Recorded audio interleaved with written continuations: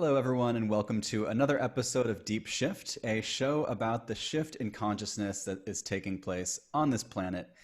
My guest today is KG. She is the president of Unity for Justice, a youth led organization fighting systemic injustice and oppression. KG, welcome. Hi, Michael. Thanks for having me on. Really happy to be here today. It's great to meet you. So, give me a little bit of the vision behind Unity for Justice. So our vision is basically to create an elite network to empower marginalized groups, lending support to various causes, and working locally to develop solutions to the complex issues affecting the unity and peace of countries across the globe. So we kind of want to be the first point of contact for members of marginalized groups who require support, operate as a facilitator, sharing valuable resources. We want to curate an online platform of decolonized curriculum, decolonized resources told from the perspective of, Black, Indigenous people of color. And so we work on bringing like-minded individuals together, and we challenge our members to find strength in their differences to effectively organize and using our collective strength to build public interest around various miscarriages of justice. Amazing, amazing. Yeah, it seems like such a relevant time now for something like this because it's just out there in the open. I mean, it's been an issue for so long, but it seems like now there's a really loud voice.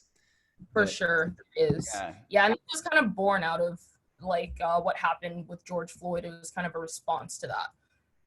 yeah, yep, exactly. And I feel like everyone kind of been quarantined for so long. It was like, that the energy was building for something like this. Something's got to give, right? Yeah, yeah. What are your thoughts on what's currently going on?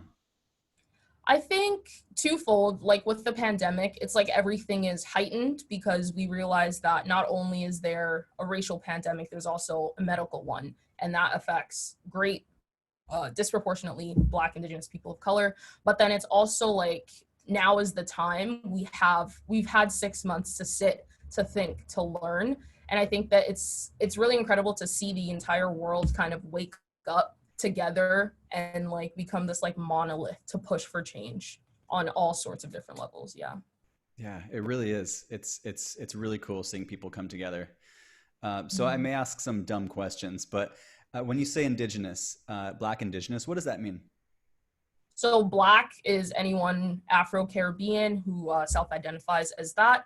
Indigenous, in my province, we use First Nations, Inuit, any native people to the land. So we could be talking about Palestinians, they're indigenous to that land. The Dene Cree people are indigenous to Fort McMurray, Wood Buffalo area. So yeah. Got it. So like the Native Americans would be the Yes, indigenous to that area. So it's kind of giving them rights, exactly. essentially land that was kind of taken away. And so, yeah, Exactly. yeah, that makes sense.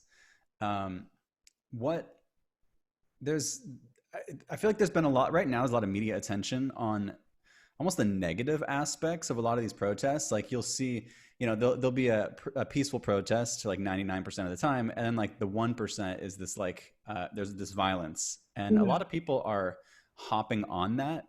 Mhm. Uh, yeah, how do you see that? I think it's just an easy cop out to dart away from having difficult conversations that the peaceful protesters are trying to have.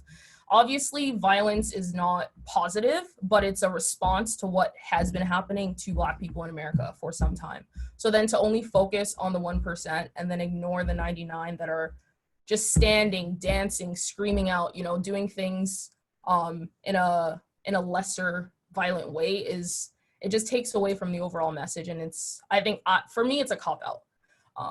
Yeah, because that's all you're focusing on.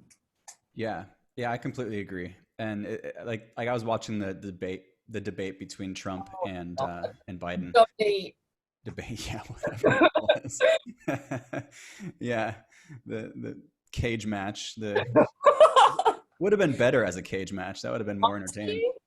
honestly, honestly, um, and yeah, yeah, the dialogue, it just seems so skewed when, especially Trump. It seems like on the right side they talk about, it's like all they bring up are these like extreme leftists and Antifa, and talking Mhm. about just, it's so focused on this violent aspect, and that just seems like such manipulation to me.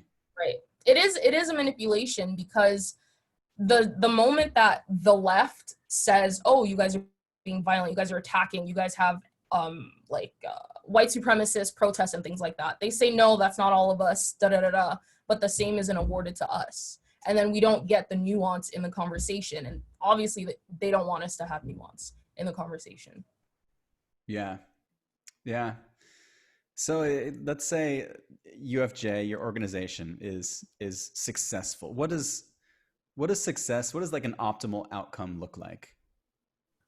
Starting specifically in our town, a successful goal of ours is to get Black and Indigenous representation in the curriculum taught accurately, and as well as on a municipal level, getting our municipality to defund our bylaw to move funds and direct them to the social services that need them in the community. Because while we have 6, 7, 8 oil companies, we have one of the highest populations of homelessness in our province.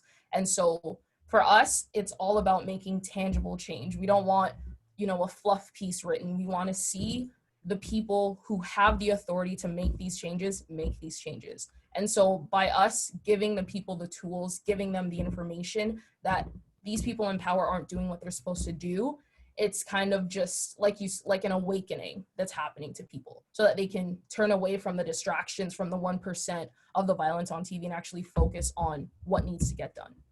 Yeah. And you said your town. Which town is that? So I'm from Fort McMurray, Alberta. It's in the very north of Canada. Yeah. Cool. Awesome. Yeah. So you're kind of starting local and then spreading out from that area. Exactly. It's like starting local, but we also have a global aspect because a lot of our members are, some are in Montreal, like I'm in the UK right now for school. So we want to be able to start different chapters here and kind of plug in to what's happening on the ground wherever we are. Yeah. Yeah, that makes sense. That makes sense. Because then you can kind of create that local system and see what works, and then from there, Exactly. spread it Momentum. outward. Yeah. Um, so yeah, how can people get involved, or how can, anyone who's watching or listening? There's a lot of people who, especially like the conscious folk, who just want peace and unity on this planet. Right. Um, how can your average person participate and get involved? So right now we are looking for content creators, anyone who's interested in sharing the information that they know, challenging people's worldview so that they take a step back and, begin to question the things around them. We're looking for researchers and, people who can design. And then you can just interact with us online. Right now, our page is called YMM_March, and we're going to be, changing that over to UFJ. But right now, yeah, we're just looking for people who are willing to put in the work to get this, really off the ground and running. Yeah. So you're from Canada originally? No, I was born in Nigeria, and then I lived there till I was 6. Then we moved to Chicago for 7 years, and then Toronto, and then Fort Mac. Wow. How was it different? How was the difference from Chicago to, let's say, Canada? Like night and day, to be honest. Like when we were in Chicago, my mom was like working 2 jobs. We would be left alone like late at night. And then when we came to Canada, like the quality of life was just different, better. And even if you were not well off, you were still not, left in the lurch forever. Like you weren't having to scrounge for dollars and things like that. So it was definitely like a completely different situation. But then in saying that, having been there for 10 years, I still see like the cracks in the system and the people that do get left behind, and, the systemic racism that is geared towards Indigenous people primarily. So yeah, it has its good and bad, but I wouldn't trade it for the world. Yeah. Yeah, that's interesting that you felt more kind of taken care of in Canada. And I Yeah. mean, that even with just global healthcare alone, that makes sense. It's like Oh if my goodness. I never went to a doctor once while I was in the States. My mom was like, "You're not sick. You're not sick." Because like you can't, that's an entire paycheck, right? You can't, yeah. yeah, even if you have insurance, if you go over that deductible or whatever happened, some insurances aren't that good, and it's Yeah.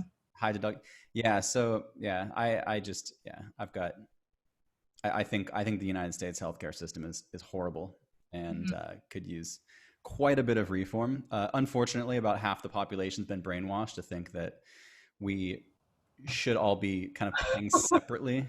Crazy. We should have this middleman who is a profitable organization to, yeah, it's ridiculous. It's And absolutely it's ridiculous. crazy because the ones who fight for it the most oftentimes are the ones who don't have access to the thing that they're fighting to keep. Like it's just it's insane to me. Like the working class white people who support Trump so vehemently are still in the same position that they were 4 years ago. And they're still supporting. So it's like they really did a good job on that. Not gonna Yeah. lie. I mean, like I could see it where, let's say, like a rich, corporate Republican is like, no, I don't want to like do a universal healthcare system that'll make all these things. But to, morally, I also don't see where they're coming from. But some of the some of these people who don't have a lot of money, who are Republican Trump supporters, who would benefit so much from a universal healthcare system. Like it boggles my mind that they're still kind of blindly behind that system. But a Exactly. lot of brainwashing has been going on for decades. Yeah, we're taught from the beginning, the American dream, you hustle to get where you want. And so they just think if they keep hustling, one day they'll be there. But that's not how the system is set up. No, yeah.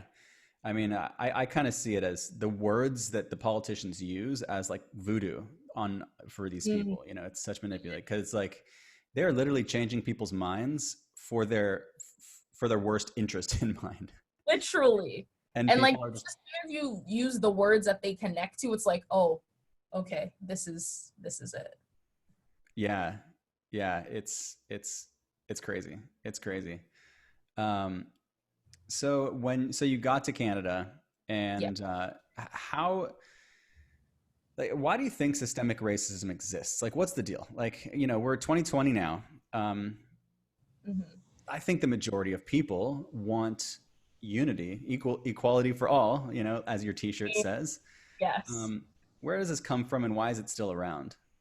I mean, we can go back to history and we can look at how when Europeans came, they instilled a hierarchy that favored Christian, Anglo-Saxon, that way of life.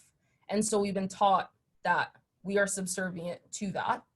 And when you grow up in a world where you are the majority, you don't have to think about other people, you don't have to acknowledge the differences that other people face, you don't have to think about their history.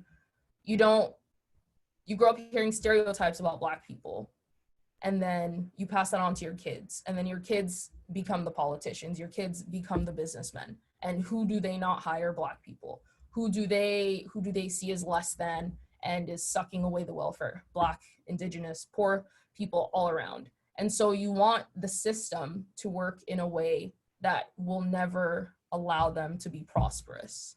And so I think it comes from a lot of like history in the colonial context, especially with America having Jim Crow laws and segregation.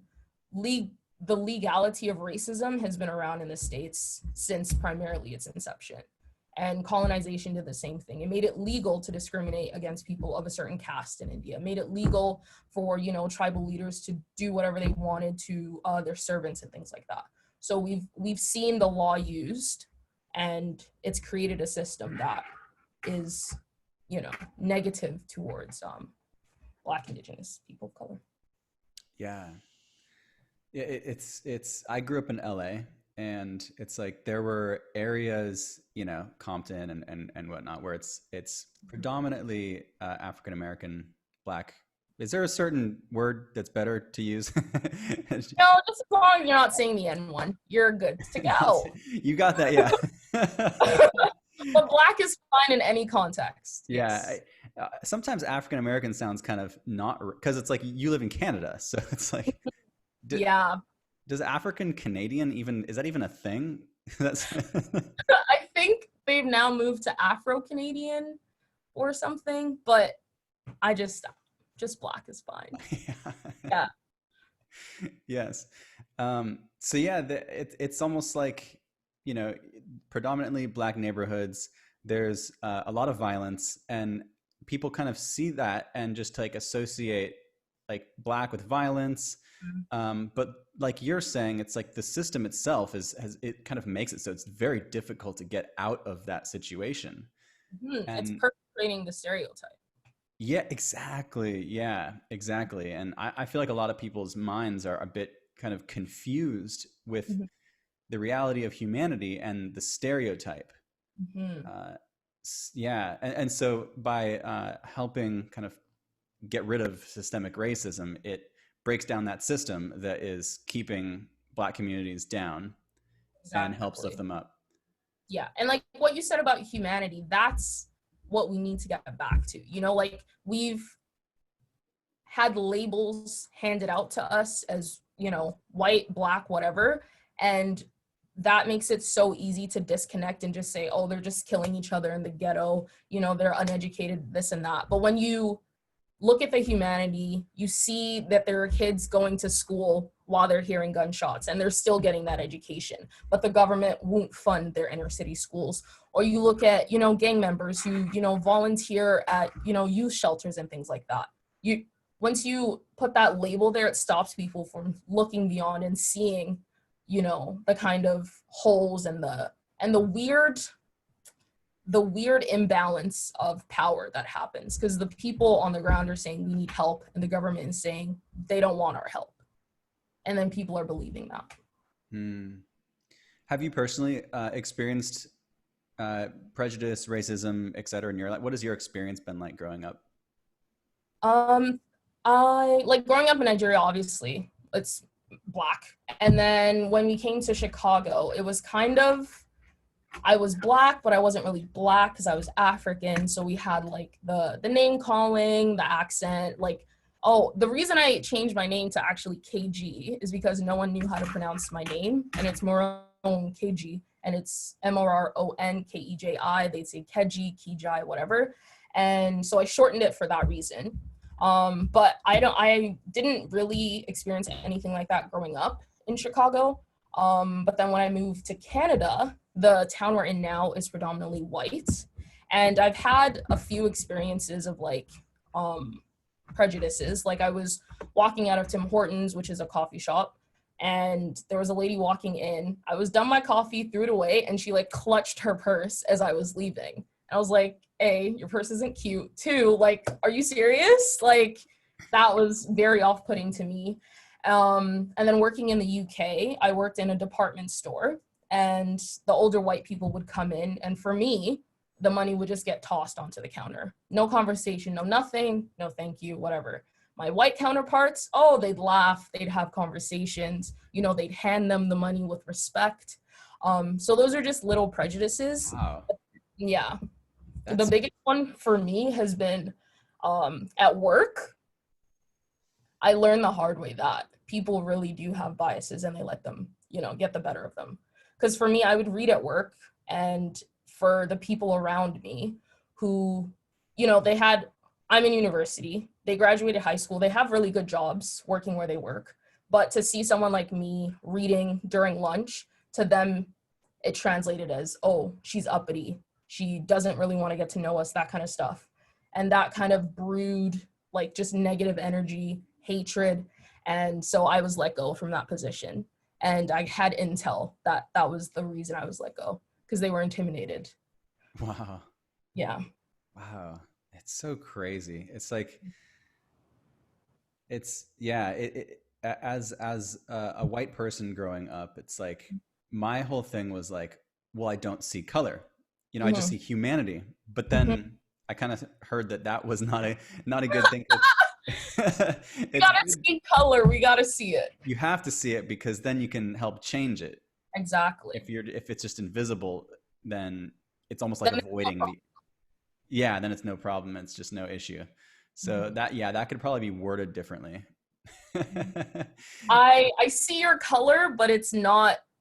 It's just there's no bias against what I see. Yeah. Yeah.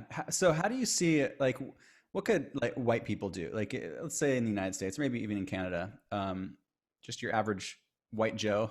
Like, what? What could they do on social media or just in general that would benefit the cause? Talk about it. Have conversations with people. Like, you will not believe, I have this one friend, her name is Emma. We met in university. She was singing a Drake song. She said the N-word.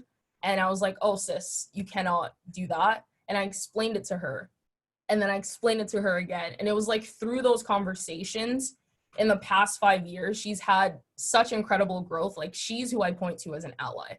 So I think just talking about it, making it not a Black person problem or an Indigenous problem, but make it a problem that you personalize for yourself. Because you probably have Black friends, you have Hispanic friends, you know, you have people around you that are affected by these things. And it's important for you to understand these things, because that's how the world works. The world operates on hoping that no one looks around and sees what we see. Yeah. So I think it's just talking about it, reading about it, making it have agency about the problem by personalizing it. Yeah, I love that. It reminds me of, it's kind of just being consciously aware.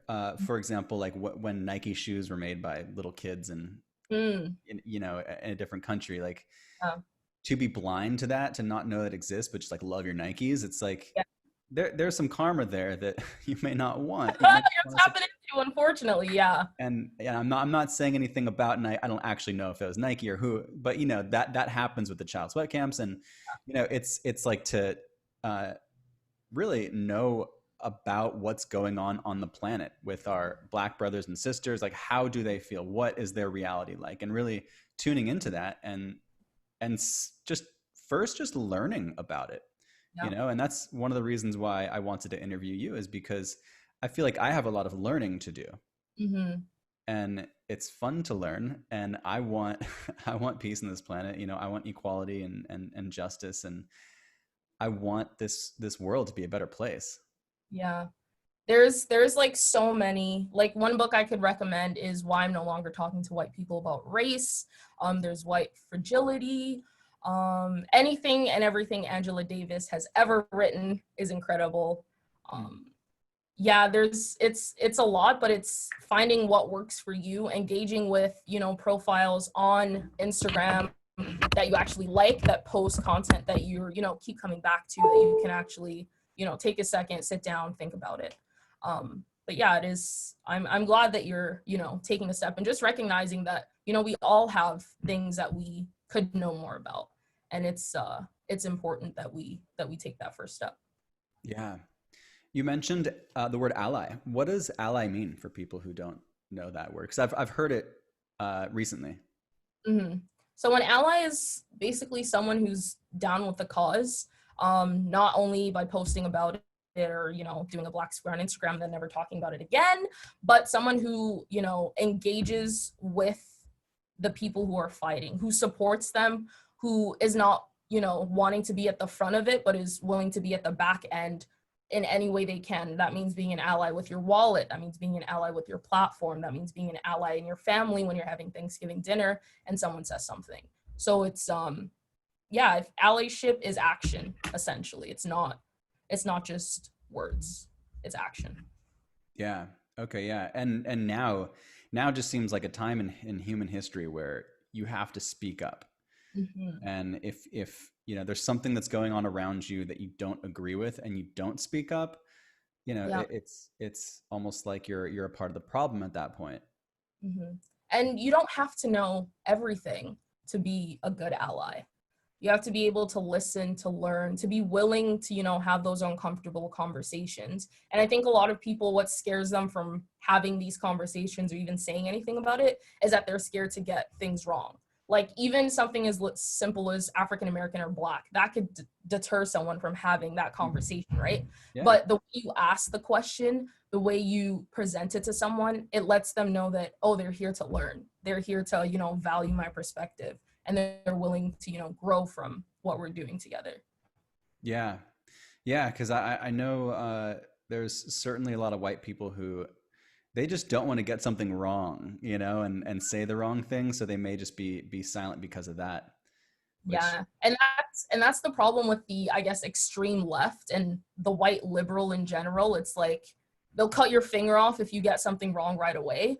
And it's not good for the movement. It's not good for people, because how do we learn if, you know, we don't let people make mistakes or people come to us honestly with vulnerability?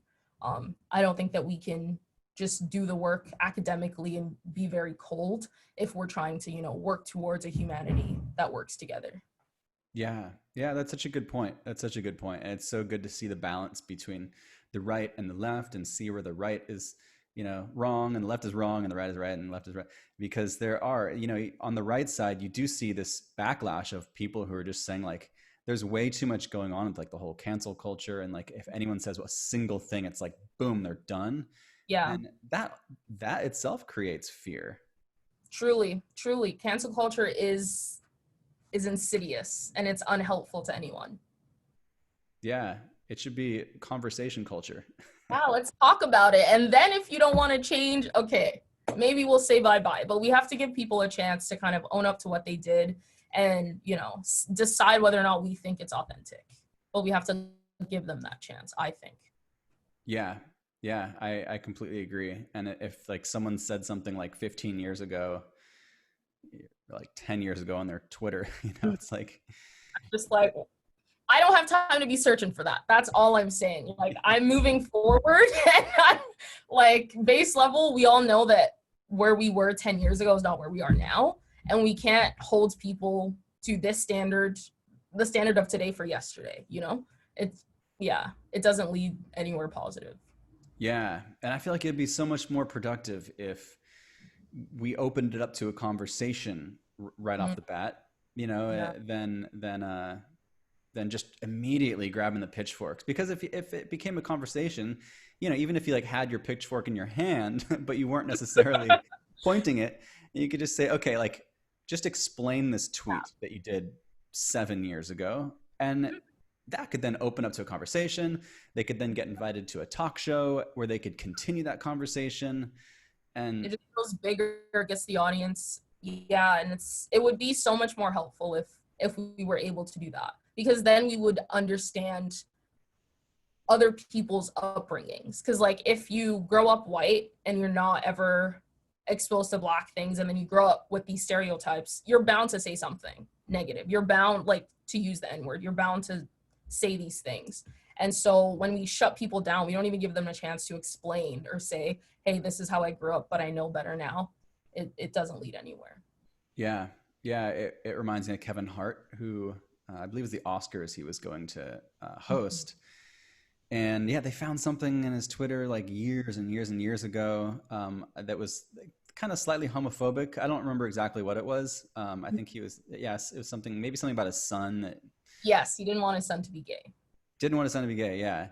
And I'm sure there was some context in there. And when I've heard him talk about it recently, it's like he feels terrible about it. It wasn't exact. He didn't really mean that. It was kind of a joke. And even, like, 7 years ago, times are changing very quickly. They are. Like, when I was a kid, I would call things gay, as a derogatory term. And then one of my, like, my literally my best friend growing up, he came out of the closet. He's like, "Hey, I'm gay," and I was like, "Wow, I had no idea." Oh, And wow. and I was like, "What do you?" I was just curious, like, what do you think? Like, how do you feel when people use the word gay? And he was like, "It actually really hurts my feelings." And I was Mm, like, "Whoa." I that was the first time I ever realized that it hurt someone's feelings. And that's I learned power. some. Yeah, I never, after that, never used the word again for a derogatory term. Mhm. And if there's a lot of ignorance. And I think there should be some compassion with people's ignorance. Mhm. They shouldn't be off the hook because of it, but there Mhm. should be the conversational compassion where it's like, hey, I know you didn't mean that, like, I didn't mean to be mean, but it actually can hurt people's feelings. And, like, not, and the initial reaction to someone saying, hey, like, this hurts my feelings, is like defensiveness. And, like, I've seen online, it's like white defensiveness, like, oh, I didn't mean it, you know, I'm not da da da. But it's like what you did in that instance where you said, oh, this does hurt your feelings. It's not an attack on you, it's an attack on the use of the word. So I think that when we do, like, have things that come up like that, like most recently we had a principal use the N-word in front of students and the students recorded it, they got suspended, and the school is defending the principal. And so Why like did he when the use, defensive goes, why did he use the N oh, word? she used it. The kids were using it, and then she was explaining to them why it shouldn't be used, and so she decided that in order to show them that, she had to say it. Mm, Yeah. it's such an interesting thing because it's like, yeah, uh, can a white person ever say it if it's educational? What do you think? No. I think Yeah. you could say, hey, we don't use the N word because it's a swear word. We're in school. But you don't have to say the word For to a bunch tell of kids, yeah. kids. It Like, almost, yeah. It's almost like they were like trying to be kind of brash and yes, yeah. yeah, yeah. And like I get like like understanding that she's, a high ranking staff member, but it's like the kids are suspended now. Their school is put on hold because of something she did. And that's just unfair, in my opinion. Yeah. Yep. And even that, like that principal, teacher, whoever it was, they should go on, that should turn into a conversation.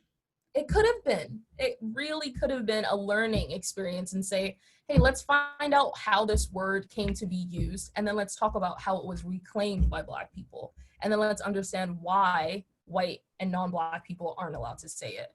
That would have been a great history lesson. That would have been a great history lesson. That's interesting, how it was reclaimed. Mhm. That's fascinating. It's like taking the power away from it by using it as like almost like a brotherly, sisterly thing amongst Yeah, themselves, like right? even like gay people, they use like the word fag to like each other sometimes. And like, women have now reclaimed the word slut and taken it, reversed, subverted it and everything. So yeah, that's kind of what that is. Yeah, yeah, yeah. It reminds me of some new Cardi B songs where it's just like, Oh man. Yep. Can't listen to that in front of mom. Tell you that. what? Say that again. I said I can't listen to that in front of my mom. I will tell you that. Oh my gosh. Yeah, it's incredibly explicit in such a like female empowering way. Yeah. Like it's not, yeah, it doesn't feel like, it's just like, wow, they're really saying it. Yeah. Yeah. Yeah, it just seems like I had a guest yesterday. I recorded an interview and we were talking about kind of sacred sexuality. And Mm, yeah, she was saying how it's really bringing that power back and it's being used in this powerful way that removes a lot of like the shame that females would feel about their sexuality. yeah. And by being so bold about what they say and the lyrics, it kind of helps some females realize that like their sexuality is beautiful and okay, and it's okay to like express yourself. And it matters. And it's like, it's so interesting because even when I'm looking at like the videos or the pictures, I don't inherently see sex or sexuality. I see power, I see strength, I see them using their bodies in an insane way that I can never do. So I think that it's just challenging us to look a bit deeper into the why of what they're doing and how we got here. And yeah, I think it's definitely bringing it back to, yeah. Yeah, yeah, it is. Yeah, it is, and it's so cool to have conversations like this, Mhm. and just to talk about it. Really have that communication. I think it's so important. And because yeah, a lot of things I had no idea. Even like for example, I just Jaden Smith, Will Smith's son, he released a new album that I think is just phenomenal. It's Oh, just so good. so good. And he's very conscious in the lyrics, but sometimes he also uses the N word, Mhm. and and for him, he's black, so it's all good. Mhm. But I also like to like sing Thing. along. I find myself like censoring myself. I'm like, I don't get it. Like, shouldn't I? If I'm like appreciating, it's that line there. It's just an interesting line. Mhm.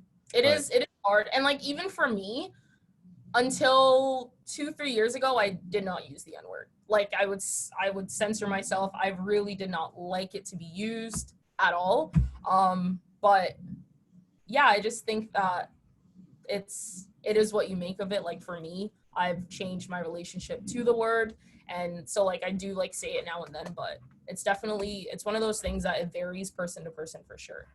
Yeah. Yeah. Yeah, totally. And I don't know. I mean, I don't know. I don't know if it's just my own bias, but I feel like he shouldn't be saying it. But it's totally his thing. I don't know. I just feel like, is it necessary? I don't know. Maybe it's Sometimes, but then again, I can't tell him. It's his his thing. word. Say, Yeah, yeah. totally up to him. Yeah, very true. So if people want to, do you guys have a Instagram or some way that people can kind of connect with you guys, or should people follow you? Oh yeah, you guys can do either or. My Instagram is KG is amazing. I Love post, it. thoughts on anti-racism, capitalism, patriarchy, all of that. And then our Instagram is YMM_March. And we also have a Facebook page. And yeah, so come on over. We'll have some incredible conversations. And yeah, we're really excited. We're gonna have a website up soon and everything. So things are moving. And KG, you are amazing. Oh, thank you. The Instagram name is not a lie. It's not a lie. Yeah, I absolutely love what you're doing. And I will also get those links from you to include in the show notes so people can just easily tap, whether they're watching it on YouTube or listening on their favorite podcasting app, and just make it so easy to find. Um, do you have any parting messages or words for people to take with them? I guess the only thing is just like remember our humanity, even though like things are extremely divisive right now when we're all heated in the moment, we still have to kind of remember that we are all just humans trying our best to approach everyone with compassion and see the person behind the opinion, because that's not what they want. They want us to stay divided, stay arguing, and we have to push past that, and we have to push back past our biases, past what we think we know, and just come out on the other side stronger. And that's what UFJ hopes to do, and that's what I hope to do as an individual. I love it. I love it. And such truth. Such truth. We are all humans just trying to live our best life. Honestly. We're just a bunch of humans trying to live our best life. And it's also true that they do not want us united. Yeah, because once we realize that we're the 99 and they're the one, that's when everything is going to shift. Everything. It's Mm. when everything is going to shift because there's so much power amongst all of us. And I think it's what we want. Yeah, that's why we crave connection. We know that there's power in us just being together, fellowshipping together. Yeah. Yeah.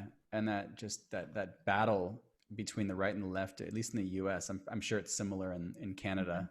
Yeah. Yeah.